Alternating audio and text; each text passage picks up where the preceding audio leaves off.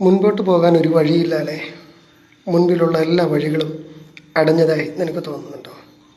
ഞാൻ ബൈബിളിൽ നിന്നൊരു കാര്യം പറയട്ടെ. മിസ്രൈമിൽ നിന്ന് ഇസ്രായേലിലേക്ക് പോയിക്കൊണ്ടിരുന്ന മോശയോടും ജനത്തിൻ്റെ മുൻപിൽ തടസ്സമായി ചെങ്കടൽ നിന്നു. ഇനി മുൻപോട്ട് എങ്ങനെ പോകുമെന്ന് അവർ ചിന്തിച്ച് മോശയ്ക്ക് വിരോധമായി സംസാരിക്കുവാനായിട്ടിടയായി തീർന്നു. എന്നാൽ സൗമ്യനായ മോശ സ്വർഗത്തിലേക്ക് നോക്കി ദൈവത്തോട് പ്രാർത്ഥിക്കുവാനായിട്ടിടയായി തീർന്നു. അവർക്ക് മുൻപിൽ തടസ്സമായി നിന്ന ചെങ്കടൽ രണ്ടായി വിഭാഗിക്കപ്പെട്ട് അവർ ആ ചെങ്കടലിൻ്റെ നടുവിലൂടെ അക്കരെ എത്തുവാനായിട്ടിടയായി തീർന്നു. അങ്ങനെയെങ്കിൽ ഇന്ന് നിൻ്റെ വഴികളെല്ലാം അടഞ്ഞു നിൽക്കുന്നതായി നിനക്ക് തോന്നുന്നുണ്ടോ? നീ നോക്കേണ്ട ഒരു സ്ഥലമുണ്ട്. ഉയരത്തിലേക്ക് നോക്കുക. ദൈവത്തിൻ്റെ വചനത്തിൽ ഇങ്ങനെ പറയുന്നു, അവങ്കിലേക്ക് നോക്കി അവർ പ്രകാശിതരായി, അവരുടെ മുഖമോ ലജ്ജിച്ചു പോയതുമില്ല എന്ന്. നീ ദൈവത്തിലേക്ക് നോക്കുക, നിനക്ക് വേണ്ടി വഴി തുറക്കും.